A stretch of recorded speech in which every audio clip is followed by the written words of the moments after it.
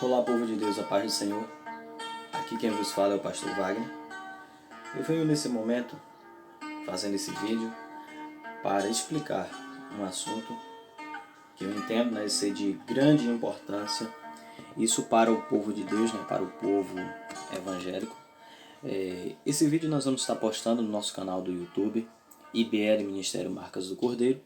Desde já peço aos amados que tiverem acesso a esse conteúdo, que quiserem e puderem compartilhá-lo, porque é uma dúvida recorrente no mundo cristão e creio que muitas pessoas têm dúvida acerca desse assunto. Vamos falar sobre o dízimo, o dízimo no Novo Testamento.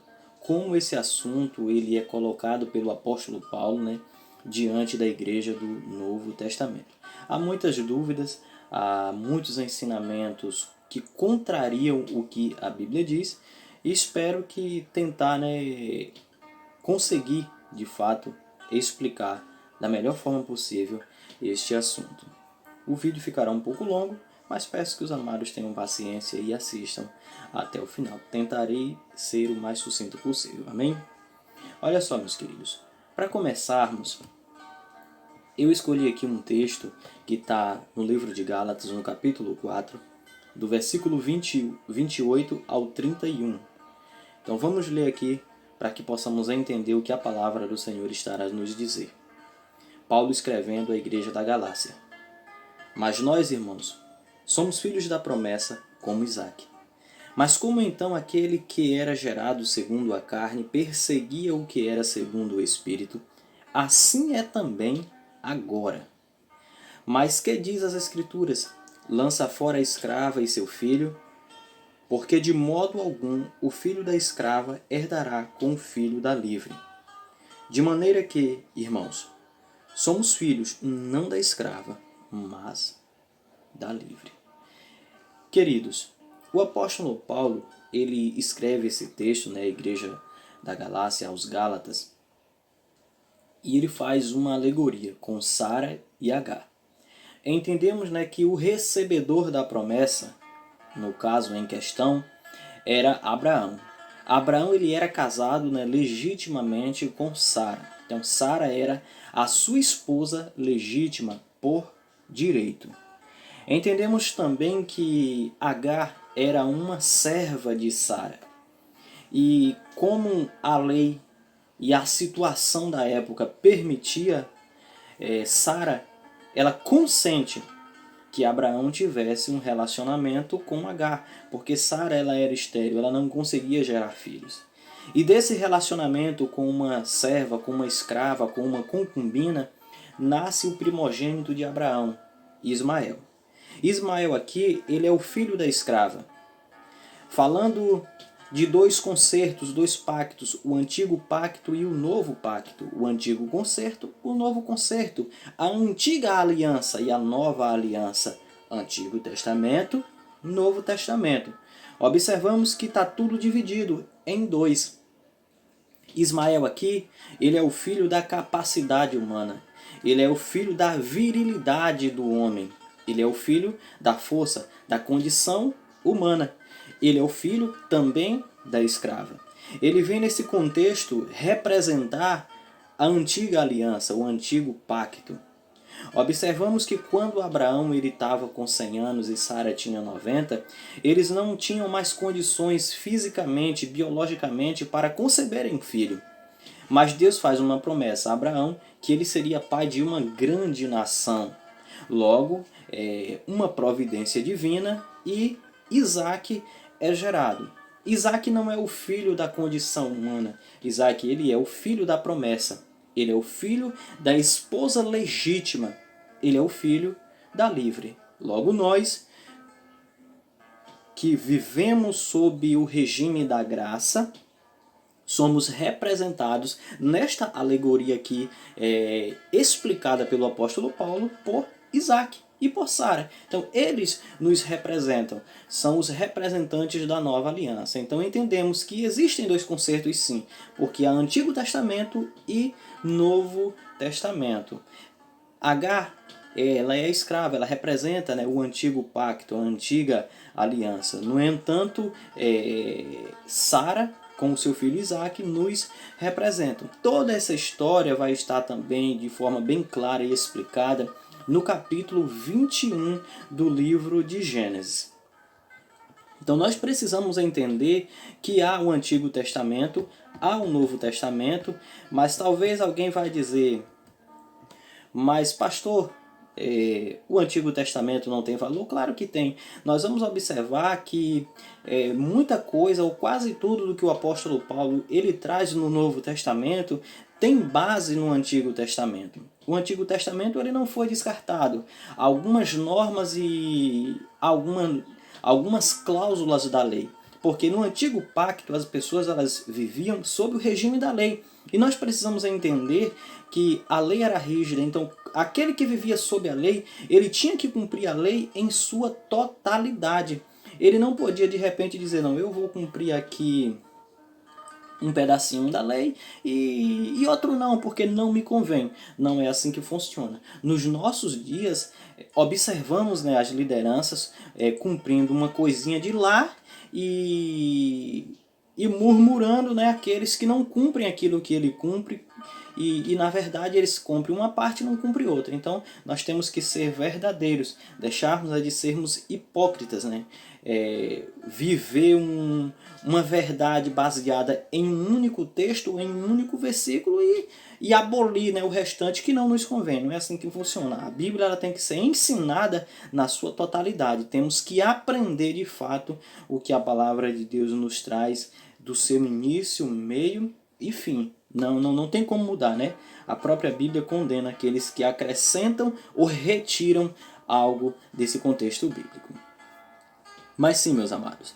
Agora voltamos para o nosso assunto. O dízimo, como ele era colocado no Antigo Testamento. Isso nós vamos entender.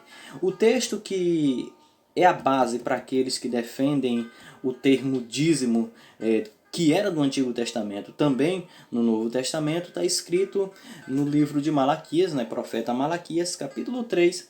Eu vou ler aqui do versículo 7 até o versículo 11. Então, se você puder acompanhar, eu só me ouça mesmo, você que está vendo, né, esse vídeo, diz aqui a palavra do Senhor. Isso o profeta Malaquias exortando a nação de Israel naqueles dias. Desde os dias de vossos pais, vos desviastes dos meus estatutos, e não os guardastes. Tornai para mim, e eu tornarei a vós, diz o Senhor dos Exércitos. Mas vós dizeis, em que havemos de tornar? Roubará o homem a Deus? Todavia, vós me roubais. E dizeis, em que te roubamos? Nos dízimos e nas ofertas alçadas. Com maldição sois amaldiçoados, porque me roubais a mim, vós toda a nação. Trazei todos os dízimos à casa do tesouro, para que haja mantimento na minha casa, e depois fazei prova de mim, diz o Senhor dos Exércitos. Se eu não vos abrir as janelas do céu, e não derramar sobre vós uma bênção tal, que dela vos advenha a maior abastança. E por causa de vós repreenderei o devorador, para que não vos consuma o fruto da terra, e a vide no campo vos não será estéril, diz o Senhor dos Exércitos.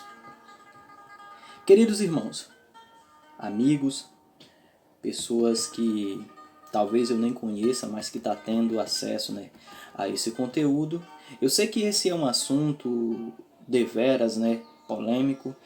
Uns concordam, outros não. Se você discorda do meu ponto de vista, eu peço que você também não profere, né, palavras de maldição sobre a minha vida e busque na palavra de Deus encontrar uma resposta. Se você de repente interpreta ou tem um discernimento do Espírito Santo diferente, eu lhe respeito e faça aquilo que o Espírito Santo colocar no teu coração. Digo que esse não é o meu ponto de vista, esse é um ponto de vista onde muitos teólogos eles seguem por esse caminho. É aquilo que eu acredito teologicamente, não é nem um achismo, porque achar eu posso achar até outras coisas, mas teologicamente eu entendo que o dízimo ele é colocado no Novo Testamento da forma em que eu comecei e vou concluir aqui essa explicação.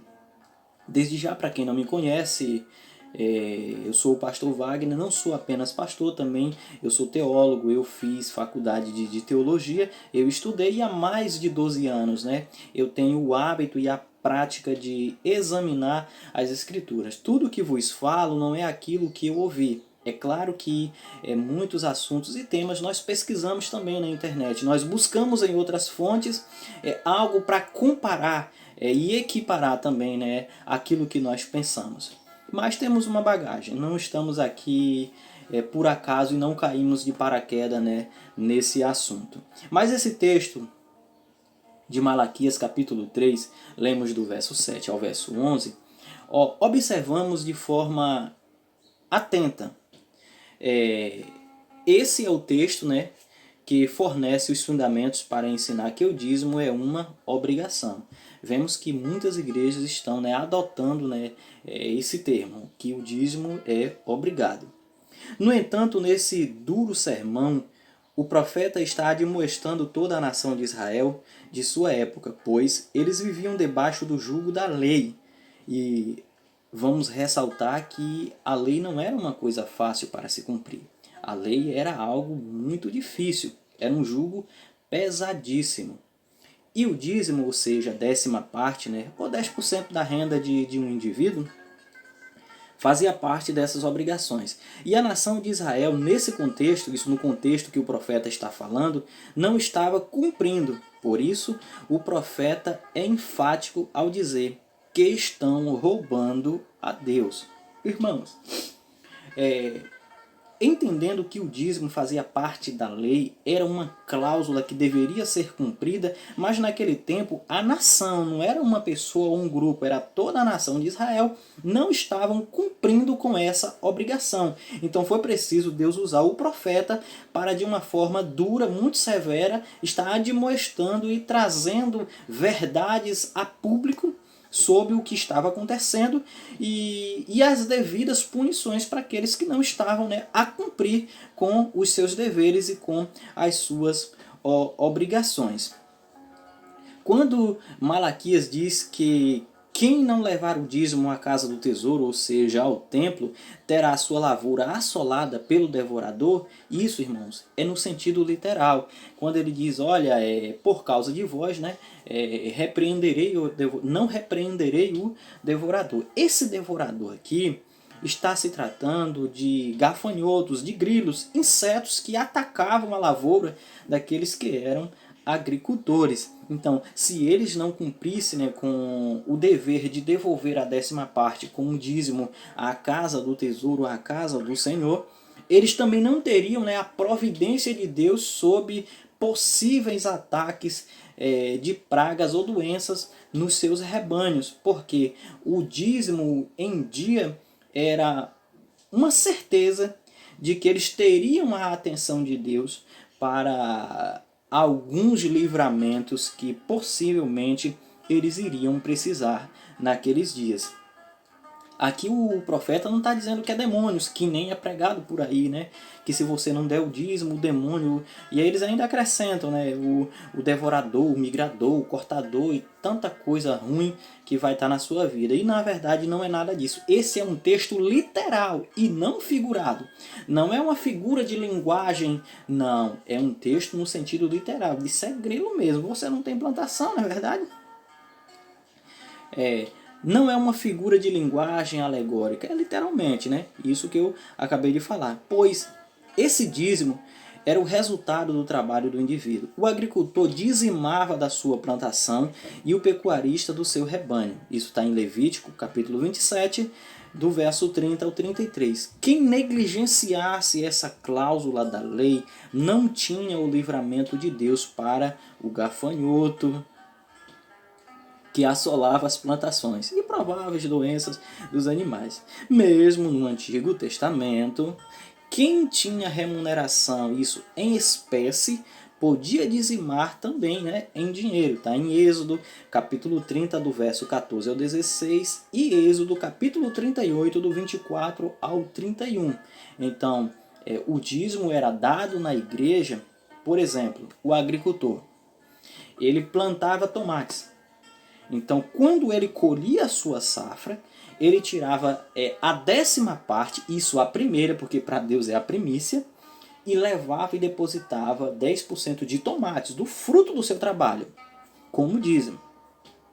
O pecuarista, aquele que criava gado, que criava ovelha, ele tirava um animal do seu rebanho ou dois, o que equivalesse, né, a 10%, e levava o animal e dava lá no templo como o seu dízimo. Se porventura ele fosse funcionário de uma fazenda, de qualquer um outro comércio, e o seu patrão, né, o pagasse em espécie, em dinheiro, ele ia lá e dizimava também em dinheiro, porque o dinheiro era o fruto do seu trabalho, né? Era o resultado de todo o seu esforço e de todo o seu empenho. Então, o dízimo era devolvido dessa forma. Digamos que eu seja fazendeiro, não sou. Deus ajude que um dia seja. E eu planto cacau. Vamos colocar, estamos, né, na região do cacau, eu planto cacau. E eu colho lá 10 sacas de cacau. O meu dízimo, eu não vou vender o cacau para dar o dinheiro. O meu dízimo será uma saca de cacau que eu vou depositar no templo. O que o pastor vai fazer com esse cacau, se ele vai fazer chocolate, se ele vai vender o cacau, isso é um problema dele. Ele vai utilizar-se, né, dos meios que ele puder para que ele venha utilizar, né, aquele dízimo de forma a ser benéfica para o templo. Então, eu não posso vender o cacau e dar o dinheiro. Eu tenho que dar o fruto do meu trabalho. Se ele vai vender ou vai fazer chocolate, isso cabe a ele que vai fazer, né, esse julgamento. Mas se eu recebo em dinheiro, então, obviamente, eu vou dizimar em dinheiro. Algo importante, irmãos, muito importante, é o destino, né, desse dízimo, isso lá no Antigo Testamento.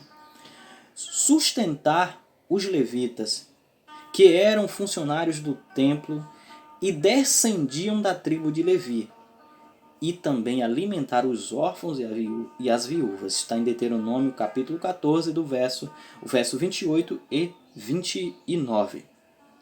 E as ofertas alçadas eram entregues ao sacerdote, Números 18, 26. O dízimo, com uma obrigação da lei, finda-se ao término do Antigo Testamento. Mas voltando com a finalidade, né? Quais os objetivos, o que esse dízimo entregue no templo ele fazia, né? Qual a função desse dinheiro ou desses dízimos recolhidos no templo? Eles iam para o sustento dos levitas. Quem eram, né, os levitas? Na verdade, eram todos os descendentes da tribo de Levi. Eles não tinham posses, eles não tinham terra própria, porque eles foram selecionados e escolhidos minuciosamente por Deus para cuidarem do templo. Da tribo de Levi descendiam, né, os sacerdotes, aqueles que cantavam, que louvavam, que cuidavam, que limpavam, que zelavam do templo, que zelavam da casa de Deus. E era justo que eles sobrevivessem. Então todas as outras tribos, elas tiravam 10% de tudo que produziam e depositavam no templo para que esses levitas tivessem o seu sustento dignamente. De importância, né, ressaltarmos isso. E também os dízimos eram para o sustento dos órfãos e das viúvas. Vejamos que uma mulher que ficou viúva e não tem um filho homem ou não tem um parente homem que a sustentasse. Isso no contexto do Antigo Testamento, quando a mulher ela precisava, né, de um homem para que viesse cuidar dela e sanar as suas necessidades. Então essa mulher era assistida com os dízimos. Os órfãos, alguém que perdia pai e mãe, era muito comum naquela época por conta de doenças, até mesmo de guerras. Então, às vezes a mãe morria de uma doença e o pai morria na guerra, lutando, né, em defesa do seu povo. Então, esses órfãos eles eram assistidos, eles tinham, né, as suas necessidades sanadas por intermédio desses dízimos que as tribos depositavam no templo. Era assim que funcionava. Mas, irmãos, e no Novo Testamento, como é que a coisa, né, ela funciona? Nós temos que entender que o Antigo Testamento, a Antiga Aliança, o Antigo Pacto, ele tem um fim.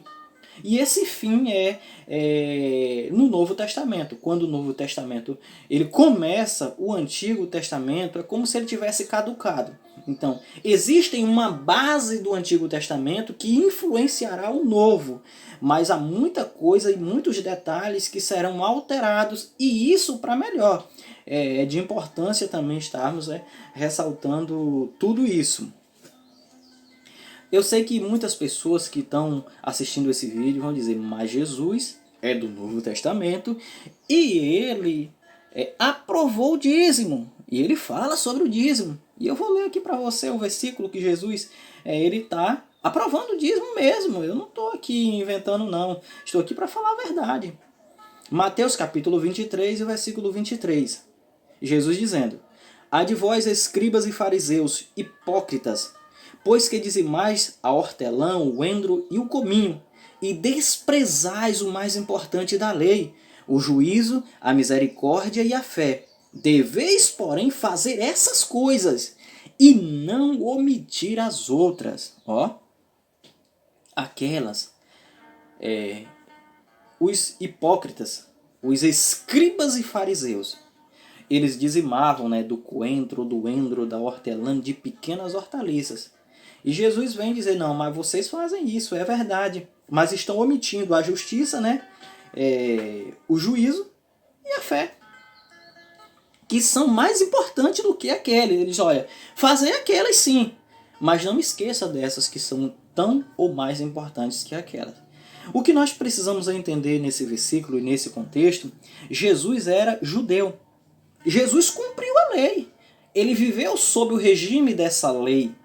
E quando nós abrimos a nossa Bíblia, em Mateus capítulo 5, no verso 17, Jesus ele é claro, ele diz, olha, eu não vim abrogar a lei, mas eu vim para cumpri-la. Então, Jesus como judeu, ele cumpriu a lei. Ele bateu de frente com os entendidos, com os escribas e os fariseus, quando ele curava no sábado e segundo os costumes judeus, não podia se fazer isso. Mas esse curar ao sábado era algo que estava acima de toda aquela obrigação ou de toda aquela falsidade da lei. Por quê? Curar é algo importante. Uma pessoa que está doente no sábado pode estar morta do domingo. Então aquilo era mais importante. Então Jesus curava. Não é que ele descumpria. Ele cumpria a lei. Só que esse era um termo que o permitia pular por cima daquilo que os tradicionais e radicais não faziam em hipótese alguma. Até porque eles não eram deuses. E Jesus é Deus. Não é verdade? Então Jesus ele cumpriu a lei. E porque ele era judeu. E para que você entenda, o Novo Testamento ele não entra em vigor enquanto Jesus estava aqui. O Novo Testamento ele vai entrar em vigor com a morte de Jesus Cristo. Por quê? Se você for estudar, for pesquisar, você vai ver que um testamento ele só tem valia quando o seu testador morre. Digamos, eu escrevo um testamento. Divido as minhas posses, digo, vai caber X para fulano, Y para Beltrano. Esse testamento, enquanto eu estiver vivo, aquelas pessoas que serão beneficiadas por mim naquele testamento, elas não tomaram posse. Para elas tomarem posse de tudo aquilo, eu preciso, como testador, morrer. E Jesus, meus queridos, ele é o testador do Novo Testamento. Ele era o testador do Novo Testamento. Tudo só vai entrar em vigor com a morte de Jesus Cristo. E nós vamos ver isso de forma clara em Hebreus capítulo 9, versículos 16 e 17. Então aqui nós fechamos esse leque. Jesus é o testador, o Novo Testamento só entra em vigor após a morte de Cristo. Hebreus capítulo 9, versículos 16 e 17. Agora nós vamos entrar no que de fato nos interessa, nesse caso, que é o Novo Testamento e o dízimo nesse Novo Testamento. Eu coloquei um tema aqui um tanto quanto interessante. De uma obrigação imposta pela lei a um ato voluntário de generosidade. Entende? Eu vou ler o texto que é a base para aquilo que eu entendo, para aquilo que eu penso, e para aqueles que, assim como eu, pensam dessa maneira. 2 Coríntios, capítulo 9, é o capítulo inteiro, mas eu destaquei aqui os versículos mais enfáticos, né, que é o versículo 6, 7 e 8. Então vamos ler aqui o que o apóstolo Paulo está relatando, né, na sua carta endereçada à igreja de Corinto. E digo isto, que o que semeia pouco, pouco também ceifará. E o que semeia em abundância também ceifará. Cada um contribua segundo propôs no seu coração, não com tristeza ou por necessidade, porque Deus ama o que dá com alegria. E Deus é poderoso para fazer abundar em vós toda a graça, a fim de que, tendo sempre em tudo toda a suficiência, abundeis em toda a boa obra. Esse é o texto que embasa, né, toda a nossa narrativa sobre o sistema de coleta no Novo Testamento. O Antigo Testamento era dízimo. No Novo Testamento, nós vamos tratar de forma carinhosa, né, e adequada, diga-se de passagem, como coleta. E o apóstolo Paulo, né, ele fazia isso. Ele coletava os dízimos, ele coletava, né, as ofertas, que não há dízimo no Novo Testamento.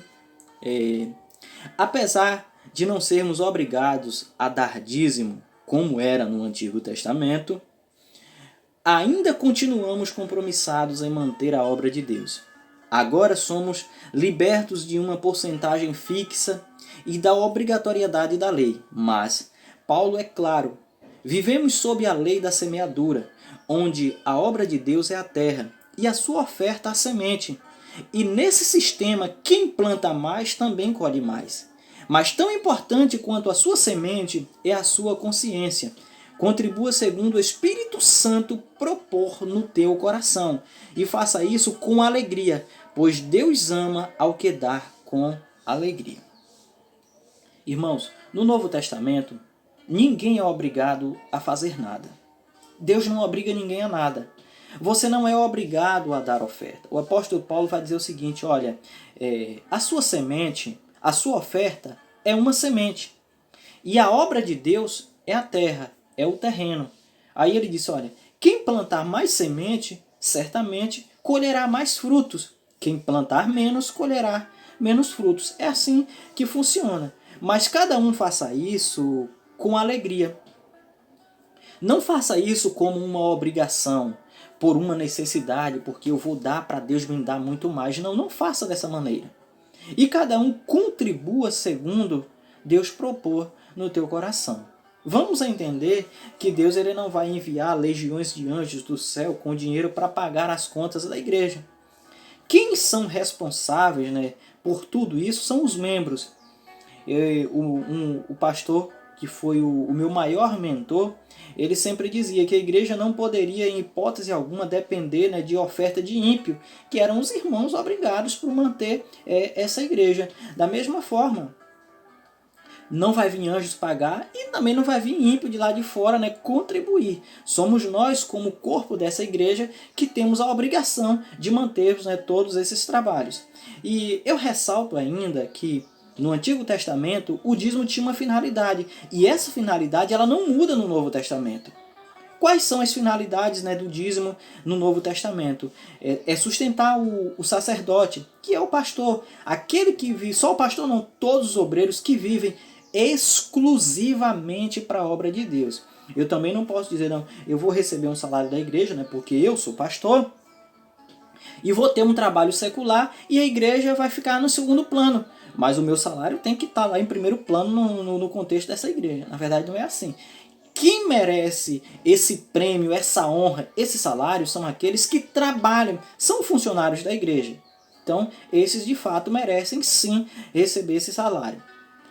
A finalidade de alimentar, assistir, né, órfãos e viúvas continua. E eu vejo que no nosso tempo há muito mais famílias carentes, há muito mais pessoas que precisam, com a superpopulação que nós temos, a falta de emprego.